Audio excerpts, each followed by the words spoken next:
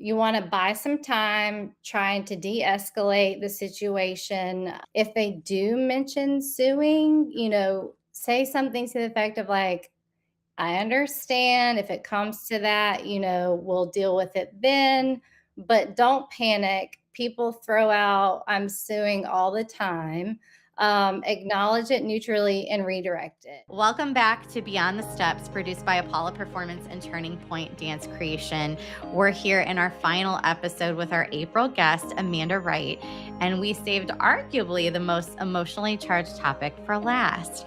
We're talking about high conflict parent situations, and I know everyone listening just felt something in their chest.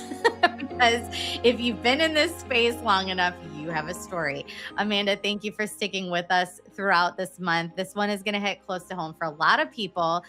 Just a quick note again for everybody out there watching, while Amanda is a lawyer, this conversation is really just for general information and educational purposes. It is not meant to be legal advice.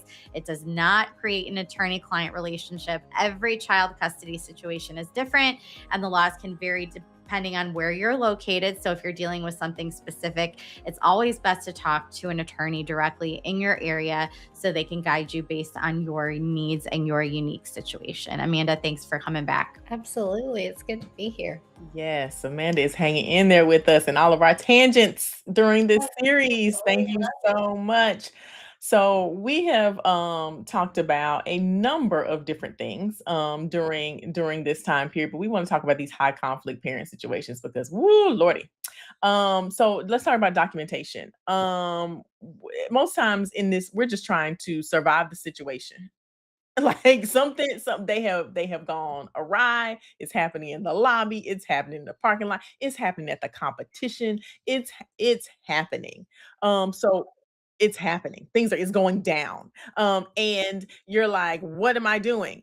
So how do we even should we should we document this, and how do we document it? Generally advised not to, because that feels like that's going to escalate the conflict, right? Now, if the parents are going at it and it involves a staff or a child or something of that nature, you want to document it after the fact. I just would not be out there with our cell phones recording it.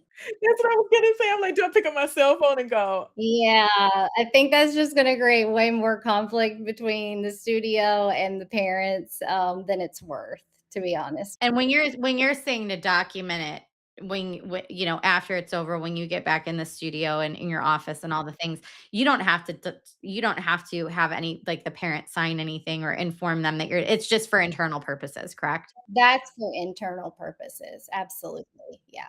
I have a follow-up question though, Bree. Can I ask this real quick? So we're not documenting, it's going down, things are happening, but then, you know, not that this has happened to me, wink, wink, but the parent comes back in and it's like, you know what? I'm going back into court next week and I'm going to tell them about this. Will you write a statement about what he said and what he did? I think I would say something to the effect of, if that's the case, then please have your attorney reach out to the manager or the owner, and the business will respond as appropriate. Keep it general, defer it down the line, because they're in the heat of the moment. Are they really going to do that? No one knows. And most likely, if they do have a family law attorney already engaged, that attorney is going to make that decision, not the parent. Okay, so let's talk about what to say and not to say in heated situations. So, real talk, a parent is at the front desk, they're upset, they're loud, maybe they're threatening, they're making threats or threatening to sue. What are the words that we should and absolutely should not be saying in that moment? Understanding that the person that's probably dealing with that wrath is not the owner or director in that moment. It's probably a staff member, a teacher, administrator of some sort. What do you recommend? So I would recommend acknowledge, okay, I can understand and see that you're really upset, affirm them without admitting anything, if that makes sense. So, you want to buy some time trying to de-escalate the situation. If they do mention suing, say something to the effect of like, I understand if it comes to that, we'll deal with it then, but don't panic. People throw out, I'm suing all the time. Acknowledge it neutrally and redirect it. You just don't want to say anything that's going to admit any kind of fault on this studio's side. Like, you're right, that should have never happened. Like, I know the floor, it's been a problem. Honestly, I'm not surprised. We're so understaffed. I know that was handled so poorly, things of that nature. Those statements, they can bring on liability unintentionally. And I think that's what's important to recognize here is that I think what owners need to do better at is to sit down and do some training with the staff. A lot of times you have young kids that are fresh out, maybe even in high school still, or fresh out of high school that they talk a lot. They haven't learned through experience and maturity yet what not to say and the long-term consequences of saying the wrong thing, right? And what that can do to blow back on a business. And so it really is up to the organization to have a policy in place. For me, it was always if I'm not here, like I am the one to deal with these things. If it needs to go to the owner, it will. But if I'm not here, you sympathize, you let me know immediately after it's over, you get them calmed down, but just let them know that they will hear from me, in 24 hours, right? So like I didn't want them to deal with any of that. That's not their job. Um, so I think that's the safest, but I think that those people need to understand that is not expected of them to solve it in that moment. Because so often we go to, I need to fix this. I can do this. And you can't. You can't. You can't. And don't make promises you can't keep, right? Like, I promise we'll make this right. You're not authorized to make that promise. So you hit the nail right on the head. The training up front, and you've been in these situations for so long, you know what to anticipate and what might come up. So go ahead and have those kind of responses in your employee handbook if you have one, and make sure people know them and practice them. Because usually we don't rise to the level of our expectation, but we fall to our training. And I can tell you it's not putting it in a handbook, again, it's like one of those waiver things where there's a lot in there, and I think people scan and go, "Yeah, I read it." But having a staff meeting before every year and saying like, "Look, like this is inevitably gonna happen. Here's what your role is in that." Because like you said, I think it was in the last episode, this is our livelihood. This is our baby. Like the staff members don't necessarily feel that way, but it's everything to you. And so you have to make sure that the people that are representing you understand that they could take it all down too, like unintentionally, right? And I think that we can do a better job at making sure that we're communicating that. Because Melissa, so often we all go on autopilot in this industry. Like we just take for granted, oh, we haven't had an incident happen in 15 years. It only takes one time, right? And then things start to crumble. So really making sure as part of that CYA that you're having that meeting, that training, I think that's a great idea, Amanda. And Amanda basically just in all the things she said, "Oh, the floor has been a problem," and, "Oh, that's totally not so." She just basically gave a script of everything that we say when we're confronted. Um, because our automatic thing is to fix or calm or de-escalate in a way that takes blame upon us, in order to save the relationship. And also, I want to highlight that in this age of social media, everything you say is being recorded, is being posted, is being like anything could be happening. So we have to be very cognizant of the things that come out of our mouths.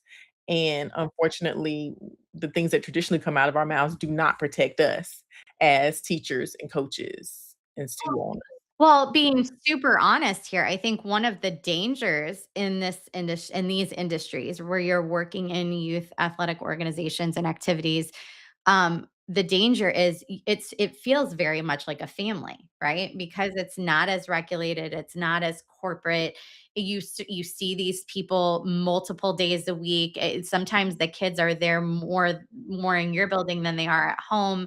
You start to feel very familial with these people, and that you get to know the parents and the siblings and the grandparents, and you get very free with what you say. And at the end of the day, you are not family. You are not, no matter what it feels like. And I think that's the danger, is that we these boundaries become very blurred sometimes, and the minute something doesn't go right, or isn't what that family wants or expects it to be, the potential to turn on you and that organization is absolutely probable, right? So no matter how good a relationship feels or how long you've worked with somebody, like I said, it takes one time and for it all to just sort of crumble. And it can be, not only is it financially devastating sometimes, but it's emotionally devastating if you don't have those clear boundaries. So I want to get into something that happens very often: adults in conflict. And it doesn't necessarily have to be even two parents. It can, I mean, well, two like parents of one child. It can be two parents of different children who are in conflict. They're in conflict in your lobby, at your desk, in front of everyone. What in the world should we be doing at that time? What's our responsibility here? And how do we actually protect people? What do you think do we make them leave? Do we de-escalate? Do we what happens there? I hate to give the lawyerly answer of it depends. But it does, right? So if they're having a conflict, and you feel like it's not turning, if it's just verbal, I shouldn't say that, but if it's verbal, tensions are rising, there are certain opportunities in which you can intervene before it becomes from like passive conflict to overt, right? And if they are in your lobby and they are creating an unsafe environment, you absolutely have the right to ask them to step outside or to leave. I think it's completely fine to say, look, this is not the appropriate time or space. There are children coming in and out. Let's take, you can take that outside, or let's table this conversation and do it elsewhere. And then, if things do get out of control, you are not, it is a private business, right? So you can have folks leave, and you can call in, if it's a mobile crisis unit that you need, have those resources available, and easily accessible so that you can call, for intervention if you need to. Yeah, for me, that line was always, "You're not gonna disrespect my staff in this building. You're not gonna cause a scene. It's a place of business." So the minute voices got raised or insults were being thrown, it is immediately, "I'm gonna ask you to stop, and we can discuss this. We can set a time to talk privately, but this is not productive. There's children here. This is a place of business. I'm gonna ask you to leave." And I think there's nothing, as long as you can stay very calm. If you're going to go in and start, waving the finger and hurling things back, and you're going to be yelling and yelling over each other, that's not productive either. And that's not going to de escalate. But I think the minute that a staff member is being disrespected in a place of business, they're here to do their job. Maybe they weren't right. I won't know that until I talk to them, but we're going to figure this out. And then we can meet at a time when everybody is in a calmer place, and meet when there's another person present, so that it is unbiased and everybody is calm. Absolutely. And then you have another person that can, support your intervention and say, no, this is what went down. You don't ever really want to be the only person there. I would want to have at least two folks, on staff and within that interaction. And yeah, you get to make that call. And if you're not the one to intervene because you're going to pop off at the mouth, because I know for me, sometimes I'm very regulated, other times today is not the day, right? So, like, know thyself and know like, okay, I can't handle this situation. I need you. I'm tagging my friend or my coworker in because I'm going to escalate it, right? If I know within myself I'm already had my at my limit. So having that communication with your coworkers too is really important. Again, I have loved everything that we've talked about in this series. It's to Amanda, I want to wrap up this month by asking one thing you want every studio owner, director, educator to walk away and do after listening to this series. I think for me, I think it would be most helpful is to like take a breath and kind of evaluate, okay, this is where I'm at. You don't know what you don't know until you know it. Now you know that there are some things that you can do to protect your business, and then decide what is doable and feasible. You don't have to do it all overnight. And then make an appointment with an attorney within your jurisdiction or your local context, and see if there are ways that you can further protect your business so that you can continue to serve your clients and students in their athletic journey. Now, just to be clear, when you say get with an attorney, what type of attorney? So it would depend on what the issues are. So if you're wanting to protect your business with like general waiver liability, you're going to want to do a business attorney. If you need some advice on how to handle custody conflicts at your business, I would suggest going to someone that has experience in business and family law. Great advice. Amanda, on behalf of everyone in this community, thank you so much. You have given us a month of real, practical, empowering information. And I know so many studio owners are going to use what you shared to protect their businesses and their people. To our listeners, don't just listen and then move on. Take one thing from each episode this month and put it into action. Please, please, please, please, please put it into action. It's so very important. And get a trusted attorney to do it with you, because this conversation was really just for general information and education. It was to get you started. It is not legal advice. It does not create an attorney-client relationship. Every situation is different, and the laws can be very different based on where you are. So it's really best for you to talk directly with a lawyer in your area that can guide you based on your unique situation. Next week, Bree and I will be back for our takeaways, and y'all know our takeaways are loaded, and this one is going to be extremely loaded because this was a